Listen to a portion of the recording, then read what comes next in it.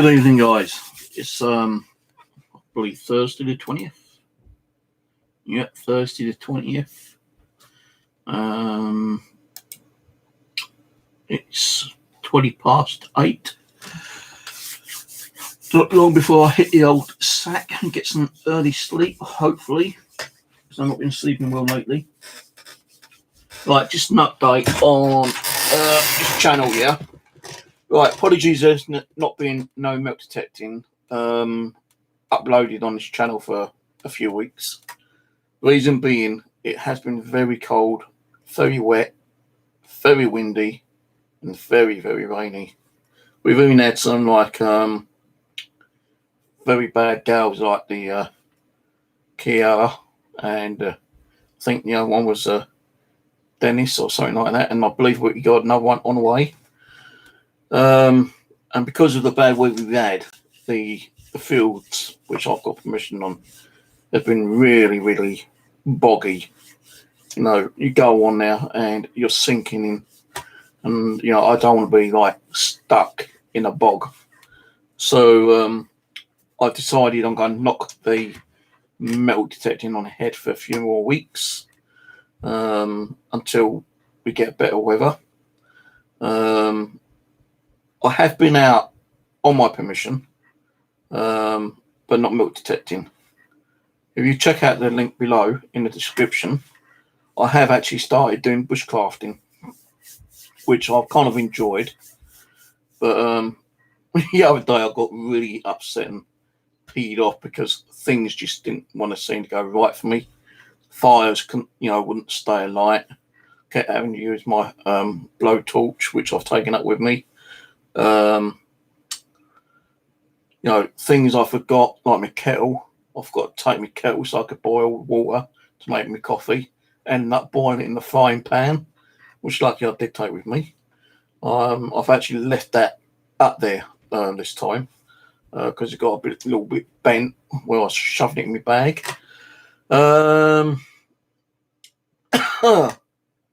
I've done 3 trips up there doing the actual bushcrafting.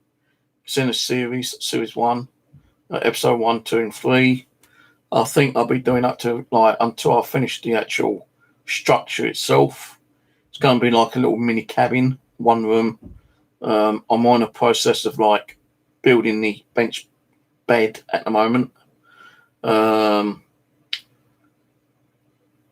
done the back wall. I'm in the process of doing the second wall. Then I've got the third and the fourth wall to do.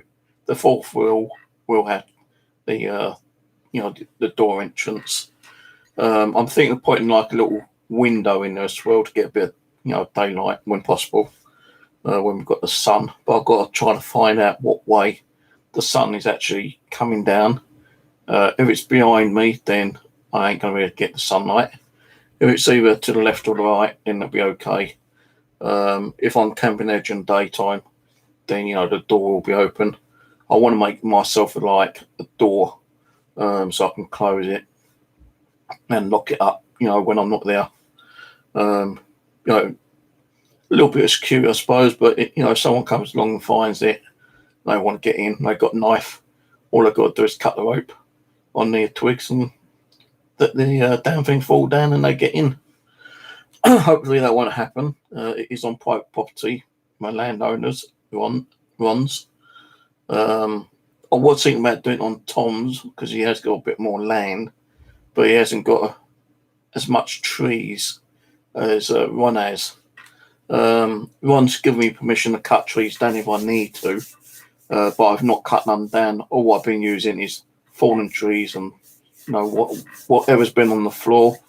The other day, I heard someone with a chainsaw right behind me. I didn't go investigating, and that was the second time I went there. The third time I thought I'd just have a look around and see if I could find anything, and luckily enough there was a few branches which I could use for my base, a little hut that I'm in the process of building. I was thinking doing the actual ceiling as an arch, like an A-frame kind, but I think I might just do it as a flat frame for now, can always upgrade it later if I want to.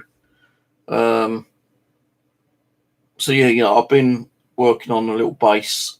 Reason being is that, when we do get better weather and longer daytime, I'm hoping to go up there, do some metal detecting during the nice summer days, kind of thing. And instead of coming straight home, I could probably just camp out overnight and then get an early morning the next morning. So, it's going to benefit me for metal detecting maybe later. But I've got to get used to being up there on my own, overnight, because I do have a little bit of the old fear factor of being out on my own at night time. So that's another reason why I built it, so I can try to get rid of that fear factor. Now we're going to hear weird, crazy noises at night time.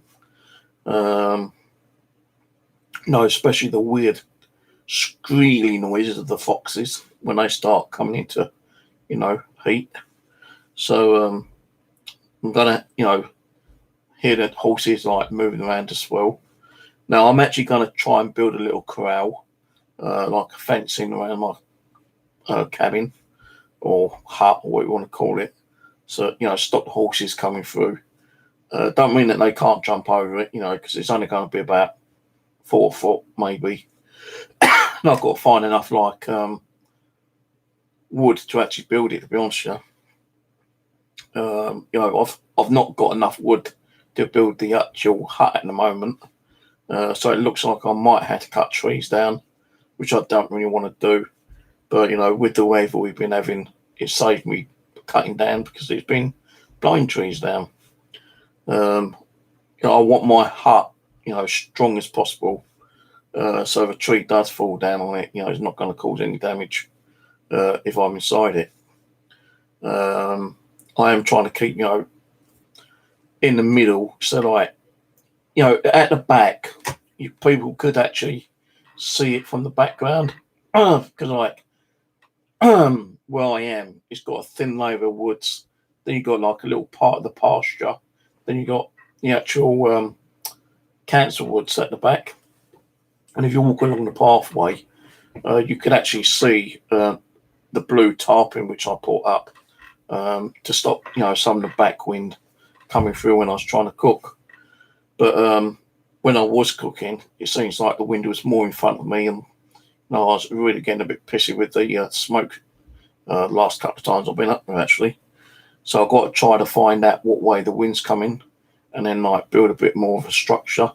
I've actually found my little wind gauge to find out what the wind's coming from, and what direction, what speed is, how many miles per hour or whatever.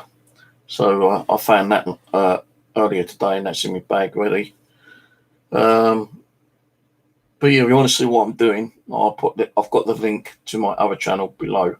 I could have put it on here, Steve's Adventures, but it's got enough on here to keep going, kind of thing. I've got the metal detecting, I've got the magnet fishing, I've got the nature walks, and I've got what's it called? There's a kind of thing where people go out geocaching, bit of geocaching. So and normal fishing. So you've got 5 things on here, and I do want to be putting more stuff on this one.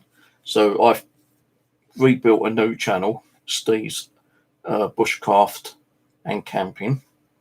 So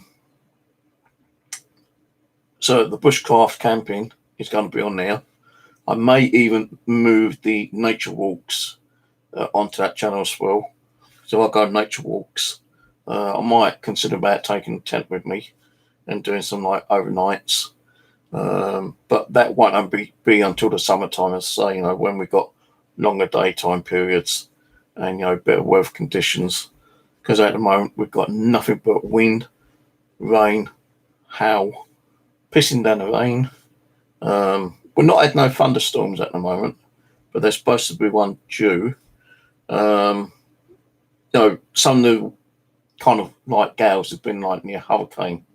I think one of them, can't remember, it's Kira, which was 70 mile per hour. 70 mile per hour. And a lot of people went out in that and camped in it. Not me. No way would I do it. So anyway, as I say, that's the reason I'm not doing milk detecting, because of the bad weather, and the ground is just so caked in mud and boggy. And every time I come home, even if I'm wearing wet boots, my boots are covered in mud, my trousers are covered in mud. Even some of the top clothing's covered in mud. And I don't want to keep coming home covered in mud. So I thought, you know what, I'm going to leave milk detecting alone for a little while. And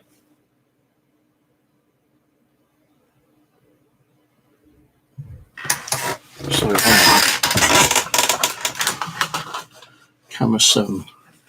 I just thought I saw a shadow go past my bloody doorway then.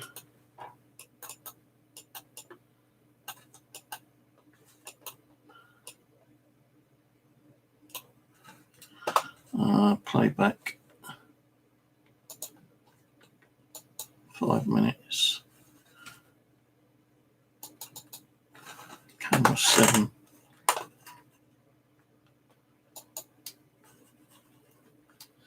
Yeah, that is a shadow figure. That was kind of late what I just saw. It just looked like something went straight past my living room door. So, I do paranormal, as you know, and my house has been active at times.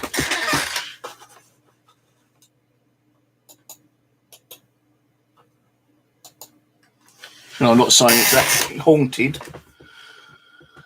but we've had a full-blown apparition in the living room while I was live streaming one night. We've had apparitions in the hallway of a little girl.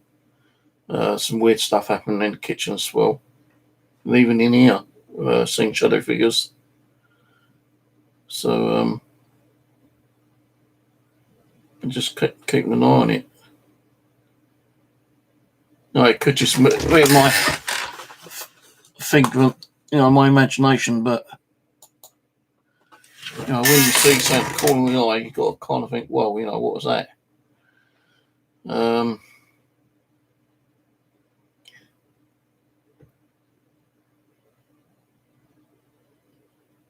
Yeah, and also Alan's not been well either. He damaged his arm, and his arm was in one of those castings, braces. He had a brace on his hand, like when I had broken my arm last year. And he was in a lot of pain. And then as soon as his arm started feeling a bit better, he went down with a cold. And no, it's not the virus from China, the coronavirus or COVID, or whatever they called it now. So, no, I think that's just my imagination, actually. So I'm not seeing it now. So, yeah, and he sent me a message saying, look, I can't be doing milk detecting until the new year. No, is that all right? And I said, yeah, no worries. So I'm not doing it much now anyway. No, I'm not going to stop doing it. I will start doing it again when the weather's better. But as I say, the ground is really bad and muddy, and some places parts of it are swampy because the horses are galloping around so much that that's not really helping. So they're kind of contributing towards the actual mud and slime and guns and everything, kind of thing. Some people, do brave it out, in the wet, crappy weather.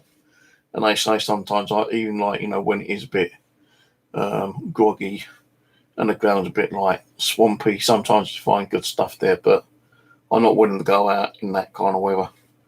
Last time I went out was Tuesday, I think it was, when we had that little bit of sunshine, and I was just up, doing a bit more to the building the base. It was a bit of a bad day for me because I forgot my kettle. I forgot to take the herbs for when I was cooking my pork. Things was just going wrong all the time. Fire kept going out because of there was a bit of a bad gale here, there, and everywhere. The wind kept blowing the fire out, and I had to keep lighting that up with a blowtorch. But I did manage to, cook my dinner and have a couple of cups of coffee. So it weren't all bad, kind of thing, but I didn't get to do most of what I wanted to do because I was actually taking more time trying to get the damn fires to light up than normal, kind of thing. So I've been sitting here, gathering different bits of wood, when I've been out, doing a little bit of shopping. If I see a bit of wood, I'll grab it. There's a load of wood in the skip down the road that I was going to bring up, but I thought, nah. And I didn't realise down on the main road there's 3 birch trees, and I was able to get some bark off them. Oh, if I'd known it was that, I wouldn't have to keep going out looking for the damn stuff. Because last week I went up to Streatham to do some shopping, and it was a really wet, windy, rainy day. I came home drenched. I went up to the woods up there trying to find some bark, which I did find, but even that bark's still wet. I've had it in a bag for over a week. So I've been also cutting up some cork and trimming up some just normal wood, into little flakes, so I can try to get the fire started off a little bit more quicker. So I've been also testing with that, to see how good it is for burning as well in here, which I should do. Because I've got fire alarms and everything like that, and that, if I get a piece of wood and it's smoking, it sets my fire alarm off. It takes me about 2 minutes to shut the damn fire alarm. And sometimes the neighbours come down, you all right? Yeah, no problem. Just give them an excuse a couple of times I've burnt my food, because I wouldn't take much attention to what's on the cooker. So let's say I have been busy doing the my little camp base hut, whatever you want to call it, and once the better weather's here, I better go and do some milk detecting and camp out overnight, and then start early milk detecting the next morning. So if let's say it doesn't get dark till about 8 o'clock at night, when I go up there after my base is built, I can milk detect from 9 to 1. Go to my little base, have a little break, have a cup of tea, or don't drink tea actually, cup of coffee, something to eat, have a couple of hours break, go back on the field for a couple more hours. Once I start getting tired again, just go back to my base, and instead of coming home, I just camp out overnight. So as I say, I'm making a bed bench at the moment, something I can sit on and also lay on. That's nearly finished, but I've still got to do some more stuff to it because I want to do it so I can pull a section out on the top and store stuff, and then put the section back on and make it just like a normal bench bed, So if anyone does get in, they're just going to think it's like a bench or a bed. They ain't going to know that, there's going to be something underneath, it could be my cooking utilities, could be my axe, my spade, my knives, whatever I've decided to leave up there. But I can leave stuff up there anyway. I can leave it in one of the sheds, which, my landowner's got. He said I can, do whatever I want. I've got free roam up there. He's not charging me or anything. I have actually offered to give him help to do things, but he's just kind of left me alone. But he's offered me to lend me his chainsaw if I need it. I told him I'm not too keen on chainsaws. He goes, well, if you want me to come and cut some wood down for you, I'll do it. The back wall and the base that I've already done is kind of up and down kind of thing. It does need trimming. So, I can either do that myself with a saw, or I could get Ron to come over quickly and just cut them straight for me. But I probably won't until I've done all 4 walls before I get him to do it. Unless I've already done it myself bit by bit. And I say I need to do like a little corral to keep the horses away, because horses do go through there. There's plenty of horse muck that I've seen around there anyway. But yeah, I need to do that as well.